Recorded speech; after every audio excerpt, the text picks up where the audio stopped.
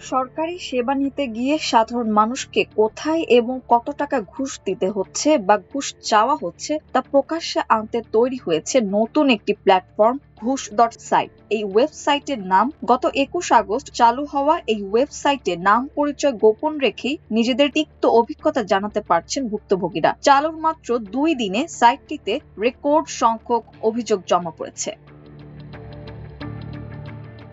ওয়েবসাইটটি থেকে জানা যায়, গত 3 দিনে এই রিপোর্টটি করা পর্যন্ত ওয়েবসাইটটিতে 1894টি অভিযোগ জমা পড়েছে, যেখানে ঘুষ হিসেবে দাবি করা মোট অর্থের পরিমাণ 25,61,00,000 টাকা। বাংলাদেশি দুই বন্ধু সাইফ কবির ও শাহেদ শরীফ বিদেশের একটি ওয়েবসাইট থেকে অনুপ্রাণিত হয়ে এই প্ল্যাটফর্মটি তৈরি করেছেন। তাদের মূল লক্ষ্য হলো ছড়িয়ে ছিটিয়ে থাকা ঘুষের অভিজ্ঞতাগুলোকে এক ছাদের নিচে এনে কোন সরকারি দপ্তরে দুর্নীতির মাত্রা কেমন তার একটি সামগ্রিক চিত্র তুলে ধরা। তবে এটি কোনো তদন্ত সংস্থা বা দুর্নীতি দমন কমিশনের বিকল্প নয়। সাইটে প্রকাশিত প্রতিটি তথ্যের সঙ্গে পরিষ্কারভাবে আনভেরিফাইড বা যাচাইহীন কথাটি উল্লেখ থাকে। ঘুষ.সাইটে অভিযোগ জানানোর প্রক্রিয়াটি খুবই সহজ এবং সময় সাপেক্ষ নয়। অভিযোগ জানাতে কোনো অ্যাকাউন্ট খোলার প্রয়োজন হয় না। 2 মিনিটেরও কম সময়ে প্রক্রিয়াটি সম্পন্ন করা যায়।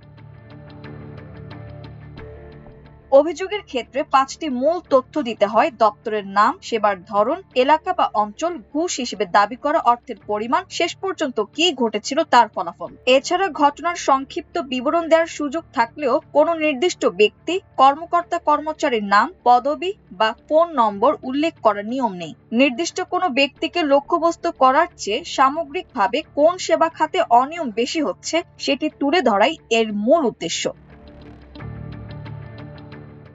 ব্যবহারকারীদের জমা দেয়া কোনো অভিযোগ সঙ্গে সঙ্গে সরাসরি ওয়েবসাইটে প্রকাশ করা হয় না। প্রথমে কঠোর মডারেশনের মাধ্যমে ব্যক্তিগত ও গোপনীয় তথ্যগুলো মুছে ফেলা হয়। পাশাপাশি আক্রমণাত্মক, অস্পষ্ট কিংবা ওয়েবসাইটের নীতিমালা ভঙ্গকারী অভিযোগগুলো বাদ দেওয়া হয়। উদ্যোক্তাদের দেয়া তথ্য অনুযায়ী চালুর প্রথম 2 দিনে সাইটটিতে 1894টি অভিযোগ জমা পড়েছে। এসব অভিযোগে ঘুষ হিসেবে চাওয়া অর্থের মোট পরিমাণ 25,61,00,000 টাকা। বিভাগ ভিত্তিক হিসাবে সবচেয়ে বেশি 887টি অভিযোগ এসেছে ঢাকা থেকে। এরপর চট্টগ্রামে 447, রাজশাহীতে 122, খুলনায় 115, রংপুরে 98, সিলেটে 79, ময়মনসিংহে 71 এবং বরিশালে 64টি অভিযোগ জমা পড়েছে। অভিযোগকারীদের 18% জানিয়েছেন তারা ঘুষ দিতে অস্বীকার করেছেন। কোনো ধরনের এনজিও বা প্রাতিষ্ঠানিক অনুদান ছাড়াই সম্পূর্ণ নিজেদের অর্থে ওয়েবসাইটটি পরিচালনা করছেন দুই উদ্যোক্তা। তবে সাইটটিতে সাধারণের জন্য স্বেচ্ছা অনুদানের সুযোগ রাখা হয়েছে। উদ্যোক্তাদের একজন সাইফ কবির একটি গণমাধ্যমকে বলেন, আমাদের কাছে সাফল্যের মাপকাঠি শুধু ভিজিটর সংখ্যা নয়। কোনো নাগরিক সরকারি সেবা নিতে যাওয়ার আগে যদি মানুষের অভিজ্ঞতা দেখে বুঝতে পারেন কোথায় ঘুষ চাওয়া হচ্ছে এবং অন্যায্য দাবি প্রত্যাখ্যান করতে পারেন, সেটাই হবে আমাদের আসল সাফল্য। মাল্টিমিডিয়া ডেস্ক, আমার দেশ।